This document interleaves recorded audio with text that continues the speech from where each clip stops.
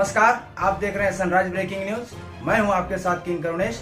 आइए 10 खबरें जानते हैं झारखंड की। राज्य मंत्रिपरिषद की बैठक में गुरुवार को कुल 28 प्रस्तावों पर स्वीकृति दी गई। इसके तहत झारखंड में 21 साल से कम उम्र के लोगों को सिगरेट तंबाकू बेचने पर प्रतिबंध लगा दिया गया है। इसके अलावा सार्वजनिक जगहों पर सिगरेट और तंबाकू उत्पादन नहीं बेचा जा सकेगा। राज्य सरकार ने हुक्का बार पर भी पूर्ण प्रतिबंध लगा दिया गया है।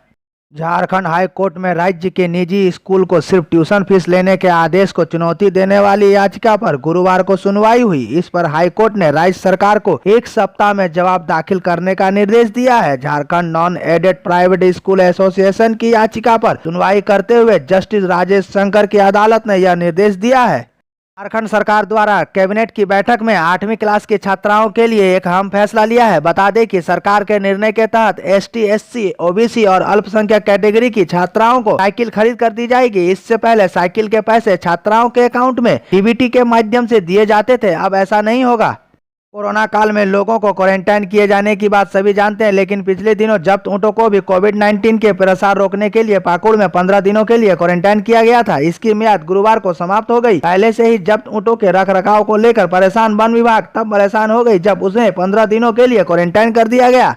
अखिल भारतीय कांग्रेस के प्रवक्ता गौरव वल्लभ 25 फरवरी को रांची आएंगे। कांग्रेस के प्रदेश प्रवक्ता राकेश सिन्हा ने बुधवार को यह जानकारी दी। उन्होंने बताया कि उसके बाद वह प्रदेश युवा कांग्रेस के कार्यक्रमों में हिस्सा लेंगे। वल्लभ 10 बजे रांची बिरसा मुंडा एयरपोर्ट पहुंचकर सीधे बापू वाटिका मोराबादी जाएंगे, जहां से युवा कांग्रेस की साइकिल रैली निकाली जाएगी। धनबाद न्यायालय के एडीजे 4 रवि रंजन की अदालत ने गुरुवार को झरिया के पूर्व विधायक संजीव सिंह को दुमका से धनबाद जेल स्थानांतरित करने का आदेश जारी कर दिया है।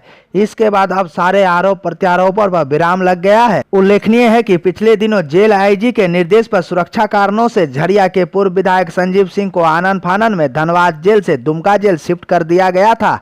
गुरुवार को कैबिनेट की महत्वपूर्ण बैठक में लिए गए फैसले के तहत झारखंड जेल में कार्यरत 183 कैजुअल वर्करों को नियमित किया जाएगा। यह निर्णय कारा दैनिक कर्मी एसोसिएशन बनाम राज्य सरकार के केस में कोर्ट के फैसले के आलोक में किया गया है। इसके बाद अब राज्य के विभिन्न कारा और उप कारा में कार्यरत कर्मियों को सेवा नियमित की जाएगी।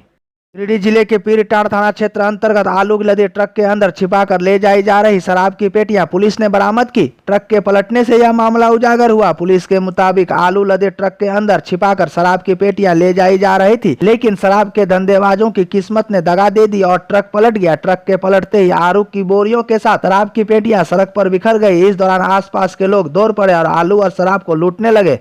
26 फरवरी से झारखंड विधानसभा का बजट सत्र शुरू हो रहा है। 23 मार्च तक चलने वाले इस सत्र में कार्य दिवस 16 दिनों का होगा। बजट सत्र में विपक्ष की रणनीति और उसकी काट ढूंढने के साथ साथ लोकहित में बजट लाए जाने की तैयारी सत्ता पक्ष के द्वारा की गई। इसके लिए हेमंत सोरेन की अगुवाई में गुरुवार देर शाम सीएम आवास पर महागठबंधन के विधायक जुटे।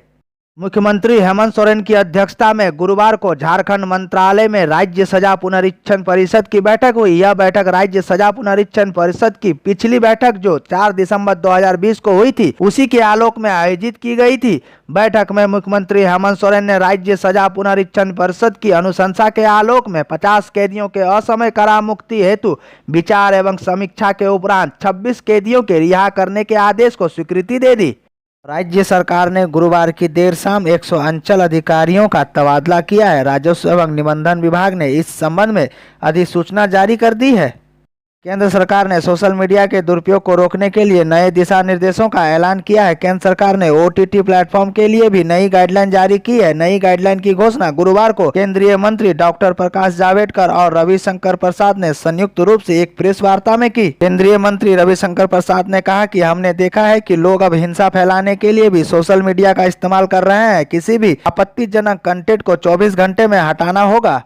रामगढ़ जिले में भी साइबर क्रिमिनल की पेट बढ़ती जा रही है। बैंक और एटीएम के बाद अब सरकार के वेबसाइट को भी हैकरों ने हैक कर लिया। ऐसा ही एक मामला रामगढ़ नगर परिषद से जुड़ा हुआ सामने आया है। नगर परिषद के सरकारी जन्म मृत्यु वेबसाइट को हैक कर 15 लोगों का फर्जी तरीके से जन्म प्रमाण पत्र बना दिया गया है।